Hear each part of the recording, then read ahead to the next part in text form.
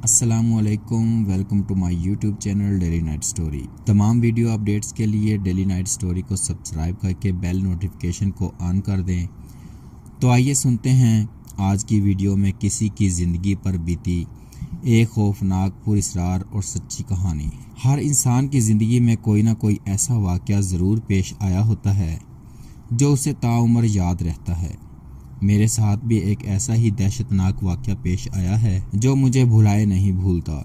ये वाक़या मुझे जब भी याद आता है उस रात की खुद पर गुजरी कैफियत ताज़ा हो जाती है। वो वाक़या क्या था, आइए आपको सुनाता हूँ। मेरा नाम सलमान है। मैं लांडी के इलाके गोश्त मार्केट में रहता हूँ। मेरे मामू का पतलूनों की सिलाई का कारखाना है। वो लांडी में रहते हैं और वहीं उनका कारखाना है। मैं उनके कारखाने में काम करता हूँ। घर के हालात इतने अच्छे ना थे कि मैं अपनी तालीम जारी रख सकता, इसीलिए तालीम छोड़कर मैंने मामू के कारखाने में काम करना शुरू कर दिया। मेरे साथ और भी बहुत सारे लड़के थे जो उस कारखाने में काम कर रहे थे। मेरे मामू मुझ पर और एक और लड़का जिसका नाम ज़ीशान था उस पर मुकम्मल भरोसा करते थे। ज़ीशान मेरा दोस्त भी था। यूँ समझ लें कि हम मामू के काबिल एतबार बंदे थे। एक बार मामू के पास एक बड़ा ऑर्डर आ गया जिसे मामू ने हम सब लड़कों के साथ मिलकर पूरा किया, मगर जब इसकी डिलीवरी का वक्त आया तो मामू की तबीयत ख़राब हो गई। उनका ब्लड प्रेशर तो पहले ही हाई रहता था। बुखार ने उन्हें बिस्तर से लगा दिया और ये सब काम की ज़्यादती और ऑर्डर को वक्त पर पूरा करने की टेंशन से हुआ था। 3 दिन के आराम और दवा से वो आप पहले से काफ़ी बेहतर थे, मगर उन्हें कमज़ोरी महसूस हो रही थी। मैंने मामू से कहा, आप फिक्र ना करें, इस ऑर्डर को मैं और ज़ीशान डीलर तक पहुंचा देंगे। आपके साथ जाते रहने की वजह से वो लोग मुझे पहचानते हैं। बस फ़ोन करके उन्हें इन्फॉर्म कर देना, बाकी का काम मैं और ज़ीशान कर लेंगे। मामू ने लाख मना किया मगर मैंने उनकी एक ना सुनी। ममानी ने भी मेरी बात की तायीद करते हुए कहा, आप बिला वजह की ज़िद छोड़ दें। जब सलमान कह रहा है कि वो आपका ये काम कर देगा तो आप उस पर भरोसा करें ना। कुछ ही दिनों की बात है, फिर जब आप ठीक हो जाएंगे तो खुद ही चले जाया करना। मेरे इसरार और ममानी के कहने पर मामू खामोश हो गए। मुकर्ररा दिन में और ज़ीशान मतलूबा ऑर्डर लेकर सदर के इलाके पहुँचे। अल्लाह के फजल करम से तमाम मामलात बखूबी अंजाम पा गए। हमारे पास एक बड़ी रकम थी। अब मसला इसे बखैर आफियत मामू तक पहुँचाना था। उसके लिए मैं और ज़ीशान ने यह किया कि तमाम रकम को कई हिस्सों में करके हर हिस्से को गाड़ी की मुख्तलिफ जगहों में छुपा दिया। कुछ रकम अपने कपड़ों की अंदरूनी जेबों में छुपा ली। अब हम रकम की तरफ से मुतमईन थे। पैसों को सेव करने की टेंशन से आज़ाद हुए तो भूख का एहसास हुआ।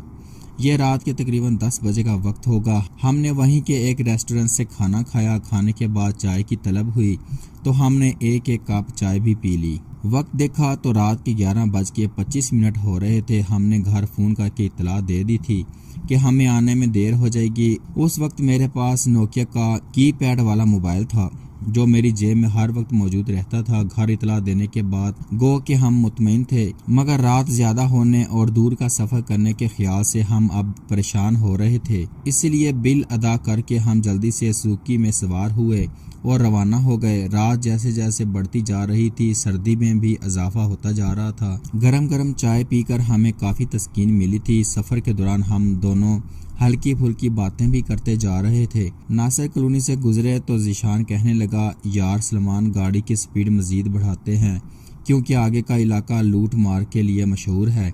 एक तो रात का वक्त है, दूसरे हमारे पास अच्छे खासे पैसे भी हैं। वैसे भी इस वक्त ट्रैफिक ना होने की वजह से फुल स्पीड से गाड़ी चलाई जा सकती है। इसके कहने पर मैंने सुजुकी की रफ्तार बढ़ा दी। क्रॉसिंग से ज़रा आगे गए तो देखा और सड़क के दरमियान में एक बुर्का पोश औरत 2 बच्चों के साथ खड़ी नजर आई। बीच सड़क पर खड़े होकर वो हमें रुकने का इशारा दे रही थी। इतनी रात गए किसी औरत का यूं बीच सड़क पर खड़ा होना किसी अचंभे से खाली ना था, मगर जिस तरह वो रास्ता रोके खड़ी थी, गाड़ी रोकना पड़ी। दूसरी सूरत में गाड़ी उस पर से गुजारना पड़ती।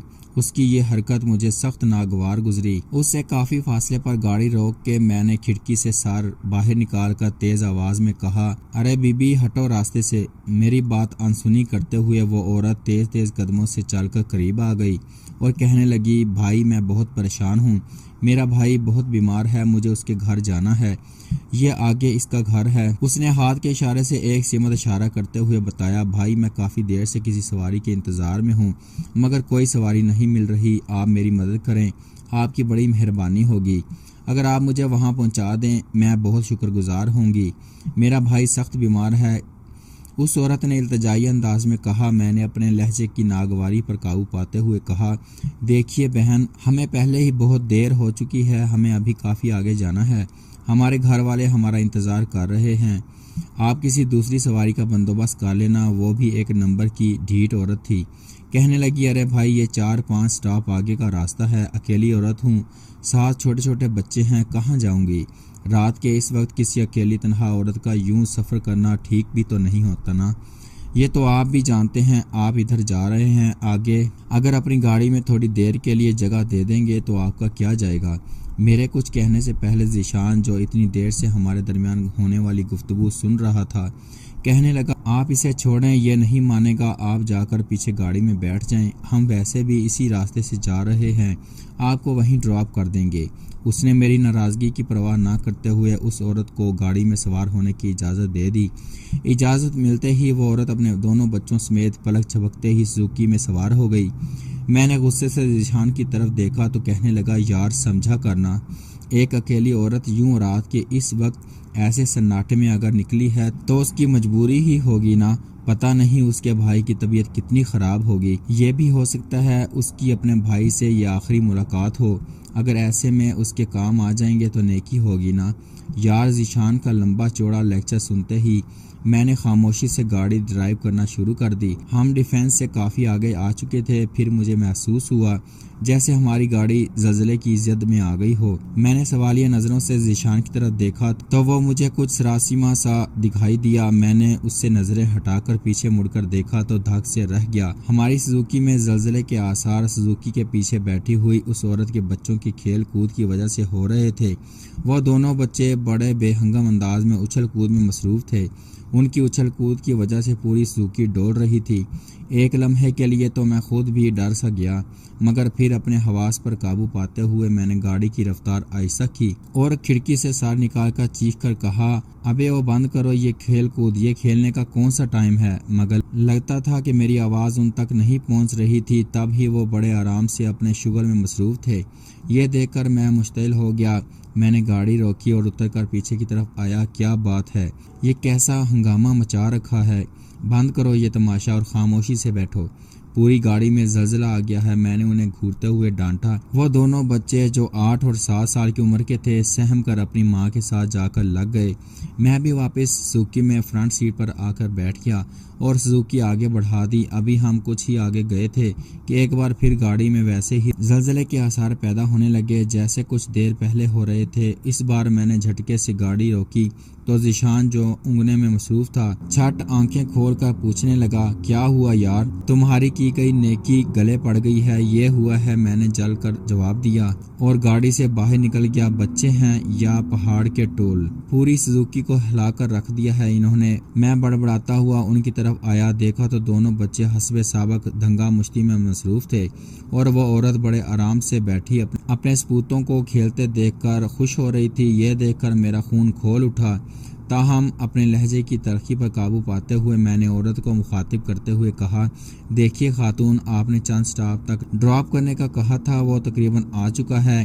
अब आप बराए मेहरबानी मेरी सुजुकी से नीचे उतर जाएं। मगर लगता था मेरी बात उस औरत के कानों तक ना पहुंच रही थी। तब भी वो बड़े आराम से बैठी रही। उसकी इस हरकत पर मैं झंझला सा गया। क्या मुसीबत है? मैं जो औरतों के मुंह लगना पसंद ना करता था, उस वक्त मजबूरी की हालत में एक औरत को मुखातिब करने पर मजबूर था। मैंने उसे दोबारा मुखातिब करते हुए कहा, देखिए खातून, हम बहुत लेट हो रहे हैं, आपका स्टॉप चंद गज की दूरी पर है, बाकी का रास्ता आप पैदल तय कर लें। मगर वो औरत अपनी जगह से टस से मस ना हुई।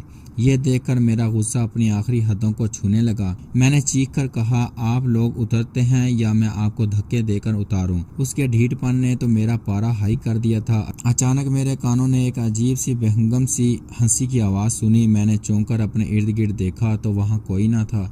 जब मैंने दोबारा औरत की तरफ देखा तो मुझे कई वाट का करंट लगा, क्योंकि वो औरत जो अब तक नकाब लगाए बैठी थी उसने अपना नकाब उलट दिया था, जिससे उसका भयानक चेहरा सामने आ गया था। उसकी अंगारा आंखें अंधेरे में जगमगा रही थीं। यही नहीं, उस औरत के साथ जो बच्चे थे वो भी अब उसी की तरह की खौफनाक शक्ल इख्तियार कर चुके थे।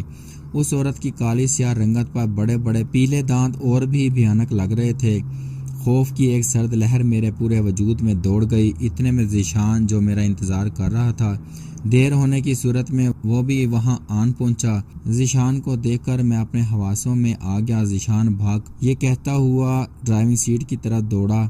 ज़ीशान नासमझी की कैफियत में मेरे साथ दौड़ा। मैंने फ़ौरन ही सुजुकी चला दी। अब सूरत हाल ये थी कि वो भयानक मुसाफिर, जो कि यकीनन जिन्नात से ताल्लुक़ रखते थे, हमारे साथ साथ ही सफ़र कर रहे थे। मेरी समझ में नहीं आ रहा था कि उनसे कैसे निजात हासिल करें। मेरी बैग पर जो गिलास विंडो थी, मुझे उस पर दस्तक महसूस हुई। मैंने डरते डरते उस तरफ देखा तो लर्ज उठा। गिलास विंडो से मुंह चिपकाए वो अजीब सी चपट चपट की आवाज़ें निकाल रहे थे। उन बच्चों के खौफनाक जबड़े शीशे से चिपक कर मज़ीद फैल कर उन्हें और भी डरावना बना रहे थे। खौफ से मेरी घिघी बंद गई। ज़ीशान तो तकरीबन बेहोश होने को था। उस चुड़ैल या जिन्नी के खौफनाक कहके हमें आगे तक सुनाई दे रहे थे। मजबूत असाब का होते हुए भी मैं इस सिचुएशन से घबरा उठा था। खौफ की शिद्दत से मेरा जिस्म लर्ज रहा था। बावजूद सर्दी के मेरे जिस्म के हर मसाम से पसीना निकलना शुरू हो गया। एक तो इतनी रात, हू का आलम, दूर तक किसी ज़ीरो का नाम और निशान नहीं, ऊपर से ये भयानक जिन्नात मुसाफिर। हकीकत में आज मैं खौफ से आशना हुआ था। मैं कप कपाते हाथों से स्टीयरिंग संभालते ड्राइविंग कर रहा था। डोलती हुई सुजुकी को काबू करने की कोशिश कर रहा था, जो बुरी तरह बेकाबू हुए जा रही थी। सुजुकी को छोड़कर हम उतरकर कहीं भाग भी नहीं सकते थे। वो जिन्नात हमारा पीछा करते और उसके साथ मेरे मामू की अमानत, वो रकम भी इसी सुजुकी में मौजूद थी।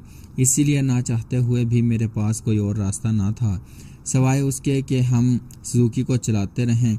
मैं सुजुकी को मुसलसल काबू करने की कोशिश कर रहा था, जो बुरी तरह से बेकाबू हुए जा रही थी। करीब था कि हमारी सुजुकी को कोई बड़ा हादसा पेश आ जाता। मेरे जहन ने काम करना शुरू कर दिया। अब ये मौत के खौफ से हुआ था या इन मनहूस जिन्नात मुसाफिरों से निजात के लिए मेरे जहन में आयतुल कुर्सी का ख्याल आया। मैंने ड्राइविंग के साथ साथ उसकी बाआवाज़ बुलंद तिलावत करना शुरू कर दी और जितनी भी कुरानी सूरतें याद थी उनका विर्द शुरू कर दिया। फिर मेरी देखा देखी ज़ीशान ने भी चारों कुल की तिलावत शुरू कर दी। आप यकीन नहीं करेंगे, अल्लाह ताला के पाक कलाम की बरकत से वो भयानक जिन्नात मुसाफिर स्प्रिंग की तरह उछल उछल कर सुजुकी से ऐसे उतरे जैसे किसी ने उन्हें उछाल कर बाहर फेंका हो। उनके उतर जाने के बावजूद भी हम मुसलसल कलाम इलाही पढ़ते जा रहे थे। मैंने मुड़कर देखा तो वो अब भी हमारे ताक़ुब में भागे आ रहे थे। उनके मुंह से खौफनाक चीखें हमें गाड़ी के अंदर तक सुनाई दे रही थीं, मगर अब वो हमसे काफ़ी फासले पर थे। फिर मैंने खौफनाक हद तक गाड़ी की स्पीड बढ़ा दी, लेकिन फिर भी कभी वो हमारे बराबर दौड़ने लगते, कभी हमसे पीछे रह जाते। अंधेरे में उनके खौफनाक चेहरे और उनकी खौफनाक चीखें, उनके खौफनाक कहकहे हमारी दहशत में इजाफा कर रहे थे और रास्ता था कि ख़त्म होने का नाम ही नहीं ले रहा था। पता नहीं क्या बात थी, इतनी तेज़ रफ्तारी के बावजूद हम उसी रास्ते पर महवे सफ़र थे। यूं लगता था कि आज ये दहशतनाक मुसाफिर हमारी जानें लेकर ही हमारा पीछा छोड़ेंगे। ये चूहे बिल्ली का खेल न जाने कब तक जारी रहता कि दूर कहीं अज़ान फजर बुलंद हुई और उसके बाद वो पुरस्रार भयानक जिन्नात मुसाफिर एक खौफनाक चीख मारकर वहीं रुक गए और फिर देखते ही देखते नज़रों से ओझल हो गए। खौफ हमारे जहनों पर इस तरह से सवार हुआ था कि उनकी नज़रों से गायब होने के बावजूद भी मैं फुल स्पीड से गाड़ी भगाए जा रहा था, यहाँ तक कि हम कुरंगी 6 नंबर से आगे आ गए। अब हमें गोश्त मार्केट तक जाना था, जो सिर्फ चंद मिनट की दूरी पर था। जहाँ हमारे घर थे, अपने घर तक पहुँचने की मुझे इतनी जल्दी थी कि जी चाहता था कि उड़कर पहुंच जाऊं। मेरा पूरा वजूद ज़लज़लों की ज़द में था। मैं सुजुकी चलाकर किस तरह घर तक पहुंचा, मुझे अब कुछ होश न था। बस इतना याद था कि घर पहुंचते ही मेरा जहन तारीकियों में डूबता चला गया। मुअत्तल होते हवास ने इतना ज़रूर देखा था कि मेरे वालिद मेरी तरफ लपके थे, जो न जाने कब से हमारे इंतज़ार कर रहे थे।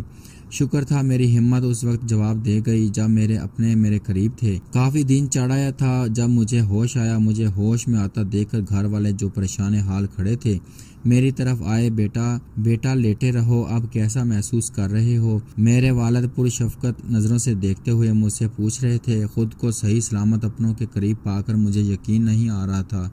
मैं बेयकीनी से सबके चेहरे देख रहा था, क्योंकि जिन हालात से गुजरकर मैं घर तक आया था लगता था मैं कभी जिंदा सलामत ना बच पाऊंगा। मेरी अम्मी ने मेरे माथे पर बोसा देते हुए कहा, बेटा आखिर ऐसा क्या हुआ था कि तुम दोनों ही बेहोशी की हालत में मिले हो? उस पर मैंने रात आने वाला वाक़या उन्हें सुना दिया, जिसे सुनकर सब ही शौक हो गए। सब ने हमारी खैरियत पर पहुंचने पर अल्लाह ताला का शुक्र अदा किया। फिर ज़ीशान के घर वाले उसे अपने साथ ले गए। मामू भी मेरी खैरियत दरियाफ्त करने आए। उन्हें मेरे साथ पेश आने वाले वाक़ियत पर बहुत अफसोस हुआ। फिर मेरे वालिदैन ने मेरा सदका दिया, मुझ पर दम दरूद किया। उस रात पेश आने वाले वाक़े की दहशत ऐसी जहन पर सवार हुई कि फिर मैंने रात के सफ़र से तौबा कर ली। मैं सोचता हूँ अगर उस रात मैंने कलाम इलाही का विर्द ना किया होता तो न जाने वो शरीर जिन्नात हमारा क्या हाल करते। खौफ और दहशत से तो हमारी जान ही ले लेते। इधर ज़ीशान भी 2-3 दिन तेज़ बुखार में तपता रहा। फिर उसके वालिदैन ने भी उस पर दम दरूद किया। आज भी हम दोनों दोस्तों को जब भी वो रात याद आती है दिल खौफ से कांप उठता है। उफ, किस कदर भयानक चेहरे वाले जिन्नात थे। मेरी उस रास्ते से गुजरने वालों से दरख्वास्त है कि इस बात का ख्याल रखें कि रात ज़्यादा ना होने पाए, कहीं ऐसा ना हो कि आपका भी इन्हीं भयानक जिन्नात से वास्ता पड़ जाए। दोस्तों, अगर आपको ये कहानी अच्छी लगी हो तो प्लीज़ अपनी कीमती राय का इजहार ज़रूर करें और इस कहानी को लाइक एंड दोस्तों के साथ शेयर करना मत भूलिएगा। मिलते हैं एक नई कहानी के साथ। अल्लाह हाफिज़।